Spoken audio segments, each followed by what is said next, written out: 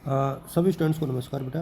और इस वीडियो में हम लोग डिस्कस करेंगे एक साथ दो संगठनों के ऊपर, क्योंकि अभी समय नहीं है हमारे पास।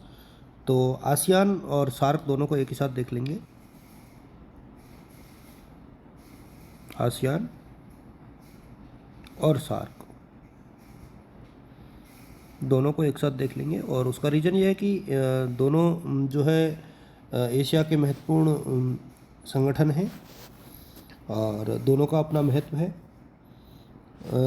मैं बहुत मोटे तौर पर इनका डिस्कशन आप लोग के साथ करूंगा, बाकी आप लोग अपने अपने हिसाब से पढ़ लेना।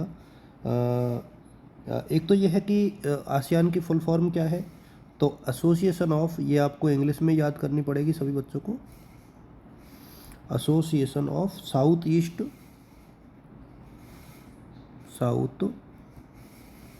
South east Asian Nations. तो इसकी फुल फॉर्म आप लोग देख लेना। और अब इसका आसियान की स्थापना कब हुई, कौन कौन से देश इसके सदस्य हैं, ये थोड़ा सा आप लोग देख लो। अंतर्राष्ट्रीय राजनीति में जो है इन राष्ट्रों का बहुत महत्व रहा है। और 1967 में जो है इसका गठन आधिकारिक तौर पर हुआ था 1967 में, और काफ़ी फेमस ये रहा है। और 1967 में गठन के बाद जो है इसका जो मुख्यालय जो है वो इंडोनेशिया में है, इंडोनेशिया की जकार्ता में। जकार्ता जो है इंडोनेशिया की राजधानी है। तो इसको आप लोग थोड़ा सा देख लेना। और इसमें शुरू में 10 सदस्य थे, और वर्तमान में भारत भी इसका मेंबर बन गया है।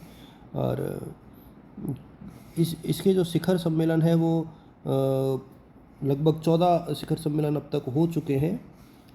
और एक चीज़ और मैं आपको बता दूं, इसके जो कार्य है और कार्य और भूमिका जो है, ये आप लोग थोड़ी सी अपनी किताब में से देख लेना, क्योंकि बहुत ज़्यादा डिटेल आपको मिलेगी नहीं कहीं भी। आप इनको देखोगे तो आसियान देखो, बेसिकली जितने भी जो सम्मेलन होते हैं, आसियान के शिखर सम्मेलन अभी ब्रुनेई में हो चुका था। उसके बाद और भी काफ़ी सम्मेलन इसके हो गए थे, यानी 23 जो है सम्मेलन इसके अब तक हो चुके हैं।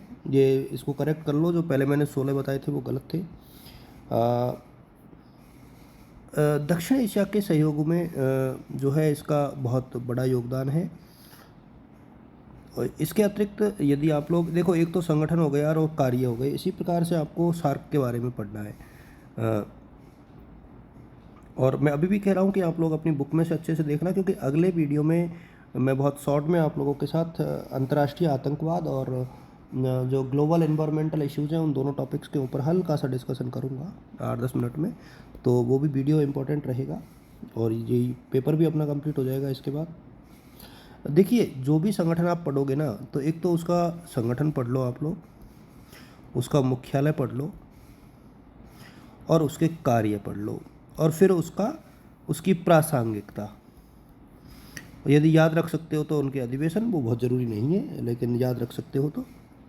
अब जैसे सार्क की फुल फॉर्म क्या है, तो दिस साउथ एशियन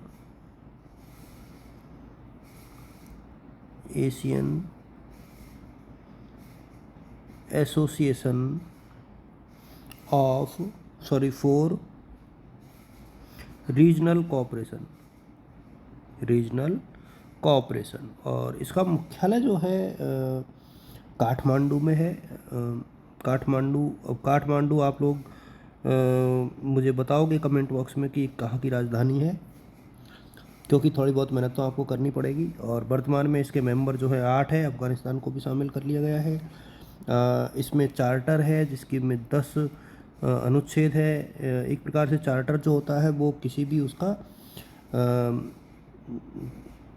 संगठन का संविधान होता है। फिर इसके ऑब्जेक्टिव्स आपको देखने हैं कि उद्देश्य क्या है। अब किसी भी संगठन के उद्देश्य क्या होते हैं, तो दक्षिण एशिया की जो जनता है उसका कल्याण बढ़ाना, जीवन स्तर बढ़ाना, आत्मनिर्भरता में वृद्धि करना, आर्थिक सामाजिक सांस्कृतिक क्षेत्र का विकास करना, एक दूसरे के बीच का विश्वास बढ़ाना।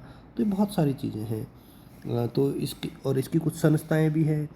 तो जो संस्थाएं हैं उनको थोड़ा सा आप लोग रीड कर लेना, क्योंकि ये क्वेश्चन मेरे सामने आ सकता है। जैसे शिखर सम्मेलन इसके होते हैं तो एक प्रकार से ये एक संस्था हो गई, मंत्री परिषद होते हैं तो वो इसकी एक संस्था हो गई, स्थायी समिति होती है तो वो इसकी एक संस्था हो गई। इस तरीके से कई जो चीज़ें हैं, इसकी तकनीकी समितियां होती हैं, इसका सचिवालय होता है ना, और कुछ वित्तीय सब कमेटियां हैं वो भी होती हैं। तो ये जो है इसका ऑर्गेनाइजेशन है, और